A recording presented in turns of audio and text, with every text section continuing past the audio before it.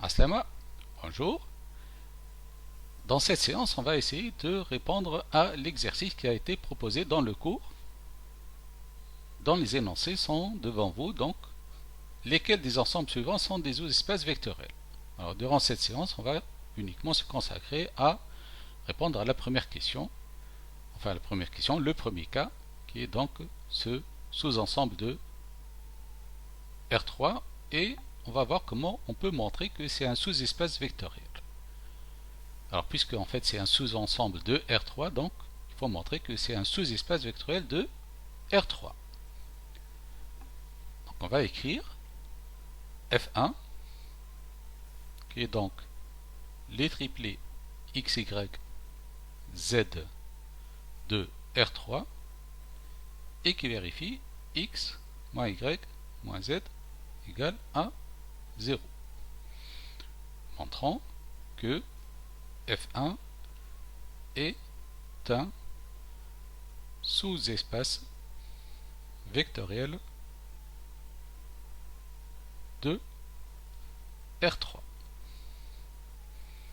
Alors, pour montrer ceci, il faut montrer que, d'abord, que F1 n'est pas vide. Alors, on a, pour montrer qu'il n'est pas vide, il suffit de montrer qu'il contient l'élément neutre de R3. En fait, c'est une condition préalable. D'accord? Donc, l'élément neutre de R3, c'est, on peut le noter par 0,3, donc qui est le triplet 0, 0, 0. Est-ce que ce triplet est là et est-ce qu'il est dans F1? Autrement, est-ce qu'il vérifie cette condition-là? Évidemment, vous avez 0, moins 0, moins 0 égale à 0. Donc 0, 0, 0 appartient à F1. Donc F1, il est différent de l'ensemble vide. On pourra écrire aussi F1 est non vide. Alors, ensuite, on procédera à voir est-ce que toute combinaison linéaire de vecteurs de F3, est-ce qu'elle est dans F3? Ça veut dire quoi une combinaison linéaire? C'est-à-dire que si je prends deux éléments de F1, donc quel que soit U, alors je vais le noter par x1, y1, z1, appartient à F1 et quel que soit, je vais noter un autre vecteur, V égale x2, y2, z2. Alors je les note x1 ici, y1, z1 et x2, y2, z2. Juste parce que ce sont deux vecteurs différents, mais vous pouvez le noter quand vous voulez. D'accord? Alors le plus simple c'est d'utiliser les 1 ici et alors vous pouvez utiliser comme dans le cours U1 c'est x1 y1 z1 et U2 x2 y2 z2.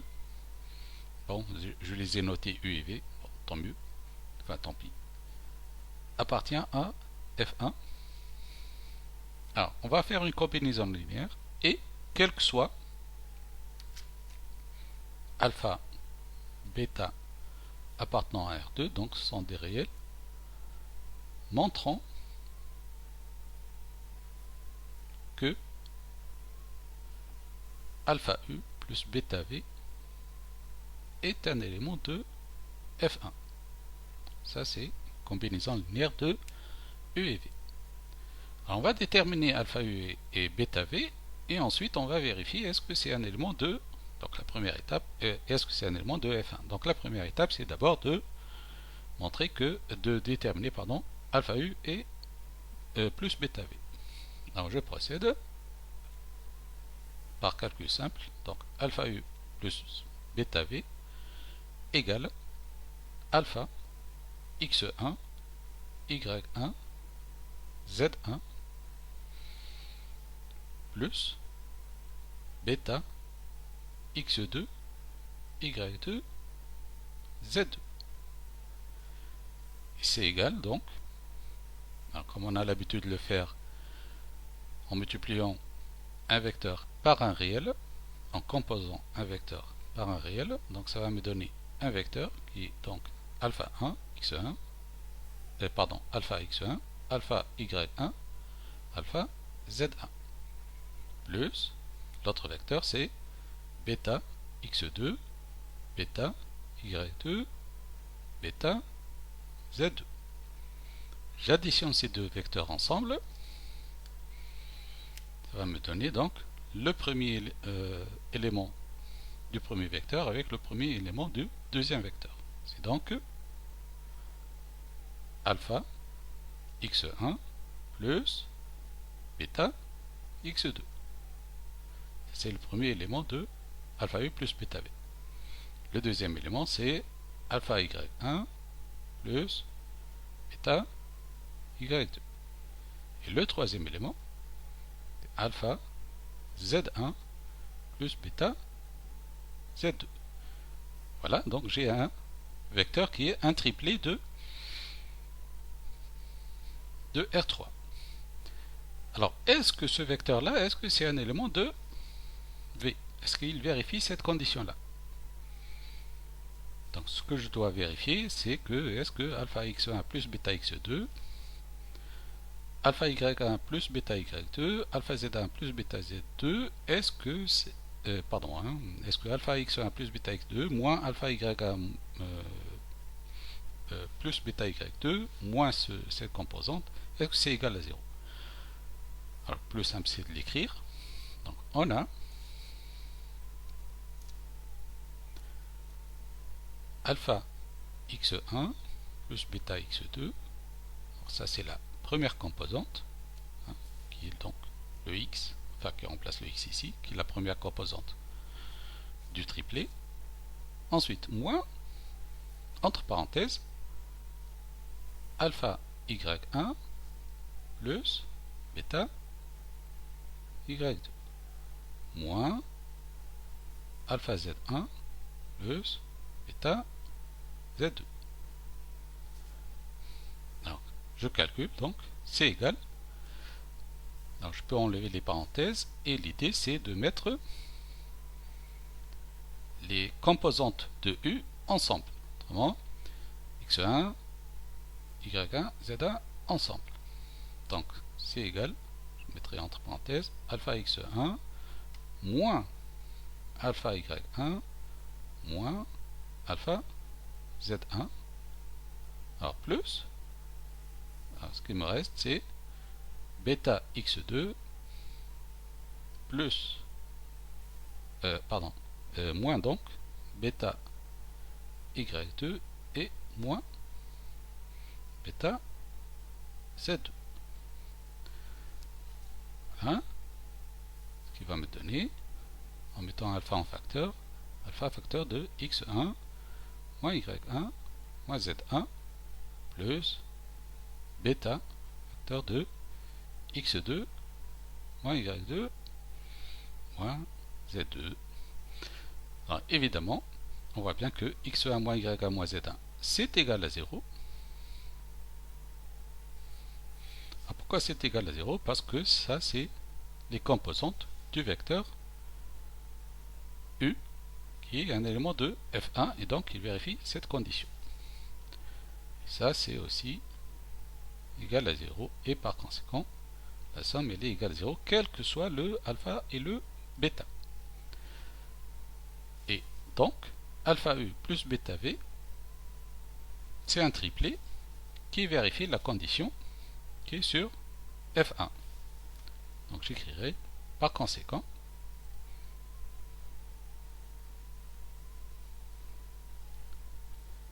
alpha U plus bêta V appartient à F1 quel que soit U et V deux éléments de F1, donc j'écrirai F1 croix F1 et quel que soit alpha bêta appartenant à R2, des réels quelconques. Alors, puisque toute combinaison linéaire de deux vecteurs de F1 c'est un élément de F1, conclusion, et que on a déjà montré que F1 il est non vide, Conclusion, F1 est un sous-espace, j'écrirai en toutes lettres, sous-espace, vectoriel de R3. Voilà, on a déjà fait le F1. F2 ne pose pas un problème particulier. La condition est assez simple. Je vous laisse le plaisir de le faire tout seul. F3, c'est un peu plus compliqué parce qu'on a deux conditions. Alors, on va écrire donc F3, c'est xy z appartenant à R3 et qui vérifie x plus y moins z égale à 0 et 2x plus 3y plus z égale 0. Alors, ça j'ai deux conditions. D'accord ? Alors, encore une fois, la première chose à faire, c'est de voir est-ce que l'élément neutre de R3, est-ce qu'il est dans F3. L'élément neutre de R3, c'est 0, 0, 0. Alors, pour qu'il soit dans F3, il faut qu'il vérifie ces deux conditions. Avant que 0 plus 0 moins 0 égale 0 et 2 fois 0 plus 3. Alors, il est clair que c'est F3. On ne va pas s'amuser à écrire parce que 0 plus 0 moins 0 égale à 0. C'est tellement clair qu'on l'écrit directement et on dit que donc F3 n'est pas donc un sous-ensemble vide. N'est pas vide. Ensuite, si je prends deux éléments de F3, deux vecteurs de R3 qui sont des éléments de F3, autrement qui vérifient ces deux conditions, est-ce que la combinaison linéaire de ces deux vecteurs, de ces deux éléments donc, est-ce que c'est un élément de F3? Alors formellement, si je prends U égale, alors je note x1, y1, z1, un élément de F1, et soit, ou quel que soit, V égale x2, y2, z2, un élément de, non ça c'est F3, de F3. Si je prends deux réels, et quel que soit alpha, bêta, deux réels, je noterai R2, il faut que je montre que alpha U plus bêta V, autrement une combinaison linéaire de U et de V, ou A fois U plus B fois V, enfin si vous n'aimez pas le alpha et le bêta, vous pouvez les remplacer par A et B. Est-ce que ça c'est un triplet, parce que ça va me donner un triplet, est-ce que c'est un triplet de F3? Comment est-ce qu'il va vérifier ces deux conditions-là? Alors d'abord, il faut que je le détermine. Donc alpha U plus bêta V, c'est alpha x1, y1, z1 plus bêta x2, y2, z2. Et c'est donc alpha x1, alpha y1, alpha z1 plus bêta x1, x2, bêta y2, bêta z2. C'est-à-dire, j'additionne terme par terme, ça va me donner alpha x1 plus bêta x2, ça c'est le premier terme, alpha y1 plus bêta y2, ça c'est le second terme, et enfin le deuxième terme, et alpha z1 plus bêta z2, ça c'est le troisième. Alors, est-ce que ce triplet-là, est-ce que c'est un élément de F3? Moi, est-ce qu'il vérifie ces deux conditions-là? Puisque j'ai deux conditions, la démarche va être un peu longue, mais on l'a fait pour F1, donc, enfin, on va le faire encore une fois ici, sur chaque condition à part. Donc on a, d'une part, Alors, sur la première condition, il faut que x plus y moins z égale 0. Tout x, y, z appartenant à R3, donc un élément de F3. Donc il faut ici que, pour que ça soit un élément de F3, alpha u plus bêta v, il faut que les termes vérifient ça. Autrement, alpha x1 plus bêta x2, ça c'est le premier terme, plus le second terme, alpha y1 plus bêta y2, moins le troisième terme, qui est donc alpha z1 plus bêta z2. Alors ça, c'est égal à quoi? Alors je mettrai encore les x1, y1, z1 ensemble, donc ça va me donner alpha x1 plus alpha y1 moins alpha z1. Non, d'une part, je mettrai entre parenthèses, c'est pas nécessaire, mais c'est plus clair, plus bêta x2 plus bêta y2 moins bêta z2. Donc, comme j'ai des alphas qui se répètent ici, je mettrai alpha en facteur.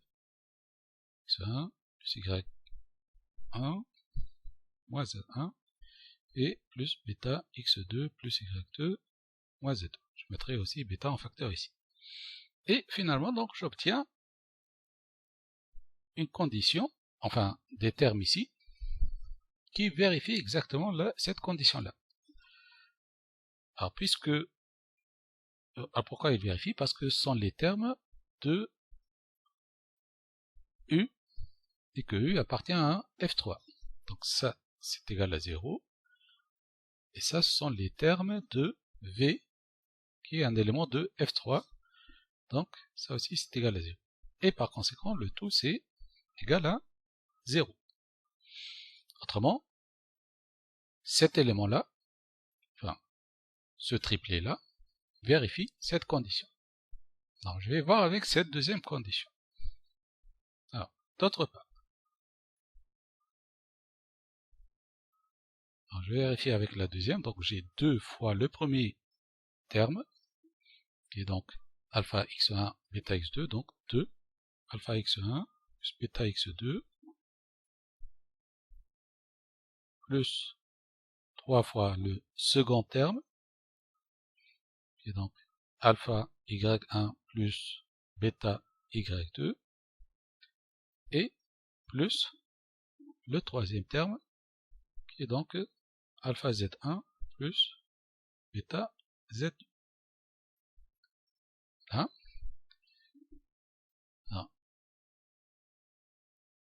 Je pourrais donc faire 2 alpha x1 plus 2 bêta x2, ici 3, enfin j'enlève les parenthèses, mais en fait l'essentiel c'est de mettre x1, y1, z1 ensemble. Alors comme j'ai des alphas partout ici, je ferai assez rapidement, j'écrirai donc alpha facteur de 2x1 plus 3y1 plus z1. Et de la même façon, bêta, il me reste donc 2x2, 3y2 et z2. Alors, j'obtiens donc des expressions qui ressemblent à cela, donc c'est égal à 0, mais puisque, pourquoi c'est égal à 0 ici? Parce qu'encore une fois, ce V, c'est un élément de F3. Donc, encore une fois, ça c'est égal à 0, et que ça c'est égal à 0. Donc le tout c'est égal à 0. Je l'écris ici, j'ai plus de place. Bien. Par conséquent, une combinaison linéaire de deux vecteurs de F3 vérifie les deux conditions, hein, d'une part et d'autre part, et par conséquent, quel que soit U un élément de F3, et V, ça c'est quel que soit V un élément de F3, et quel que soit alpha bêta T réel,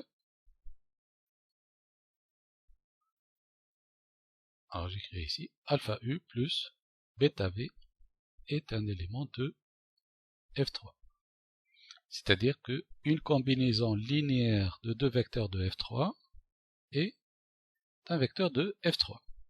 Et comme f3 n'est pas vide, conclusion, j'ai vérifié les deux conditions, hein. Enfin les deux conditions dans le cours, c'est pas ces deux conditions-là. Deux conditions qui me disent qu'il faut que f3 ne soit pas vide et que toute combinaison linéaire est dans le sous-espace ou dans le sous-ensemble pour que ce soit un sous-espace. Donc conclusion, f3 est un sous-espace vectoriel de R3. Voilà. Alors, je passe maintenant à F4. Alors, F4, c'est aussi un sous-ensemble de R3, mais qui vérifie x fois y égale à 0. Je vais l'écrire. Donc, F4, c'est x, y, z appartenant à R3 et qui vérifie, c'est l'ensemble des triplés donc de R3 qui vérifie x, y égale à 0. Alors ça c'est une condition particulière quand même. Pourquoi? Parce que x, y égale à 0, ça signifie quoi? C'est soit x égale à 0, soit y égale à 0, soit les deux sont égaux à 0. Et donc tout vecteur de f4, enfin tout vecteur de R3 qui devrait être un vecteur qui est dans f4 devra avoir une de ses composantes qui est nulle, ou les deux. Alors, ça pose un petit problème. Alors c'est quoi le problème? C'est que il se peut que si je prends des éléments ici dans la première composante c'est nul et un autre dans la première composante est nul, lorsque je l'additionne, ça va pas me donner un vecteur dont les deux premières composantes sont nulles. Autrement, l'idée que si je prends deux éléments de F4, l'addition de ces deux éléments n'est pas forcément un élément de, ou peut ne pas être un élément de F4. Je donne un exemple.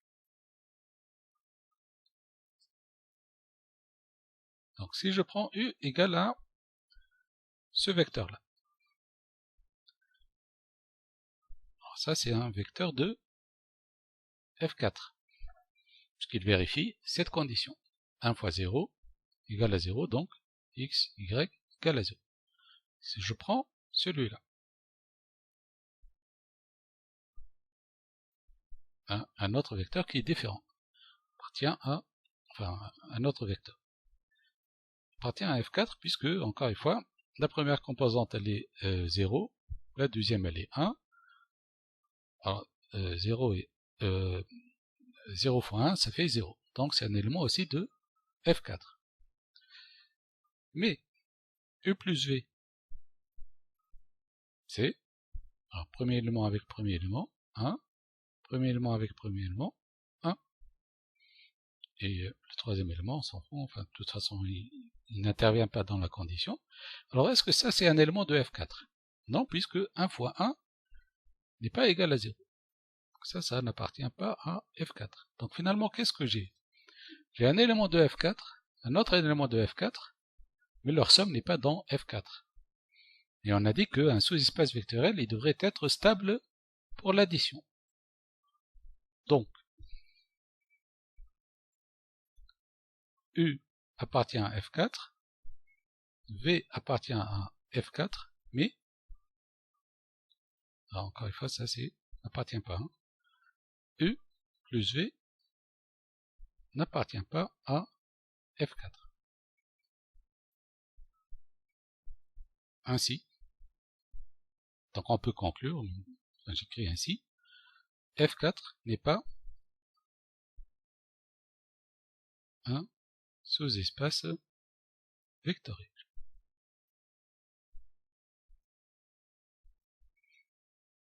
De R3 puisque les éléments sont des triplés. Pas un sous-espace vectoriel de R3. Alors, F5.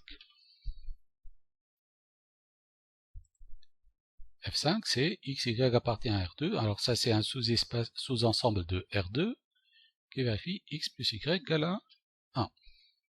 Alors c'est cinquièmement, mais bon, j'écris directement F5 égale à XY non à R2 avec la condition que X plus Y égale à 1. Alors, la particularité, c'est que ici, j'ai un sous-espace de, enfin, j'ai un sous-ensemble de R2. Est-ce que c'est un sous-espace vectoriel de R2? Alors, pour que ça soit un sous-espace vectoriel de R2, il faut que l'élément neutre de R2 appartient à F5. Alors, c'est quoi l'élément neutre de R2? C'est 0, 0. Mais est-ce que 0, 0 vérifie cette condition? Clairement, non. Donc, j'écris 0, 2, qui est donc l'élément neutre de 0, hein, de R2. 0, 0 n'appartient pas à F5. Je vais m'amuser à écrire, puisque 0 plus 0 est égal à 0 différent de 1. Donc la condition n'est pas vérifiée. Alors ça, c'est une condition nécessaire. Il faut que l'élément neutre de R2 soit dans F5. Sinon, c'est plus un sous-espace vectoriel. Donc, F5 n'est pas un sous-espace vectoriel de R2. D'accord? Donc, sur les deux derniers sous-ensembles, en fait, il ne fallait pas directement raisonner comme sur les premiers, mais faire attention à la condition. Et si ça nous paraît une condition qui est un peu différente, enfin, de ce qu'on a l'habitude de le faire, il faut déjà réfléchir avant de se lancer dans des combinaisons linéaires, de faire des calculs inutiles parfois, mais bon, vous aurez l'habitude de voir, enfin, de raisonner en fait parfois sans forcément faire de calcul. Bon. Alors, évidemment, on peut montrer que ces sous-ensembles sont des sous-espaces vectoriels avec une autre méthode, mais pour le moment, celle-là peut, enfin ces méthodes-là peuvent, ou cette méthode-là de combinaison linéaire, elle est largement suffisante. Vous pouvez l'appliquer pour montrer que éventuellement un sous-ensemble est un sous-espace vectoriel. Voilà, j'espère que c'est clair. Slama et au revoir.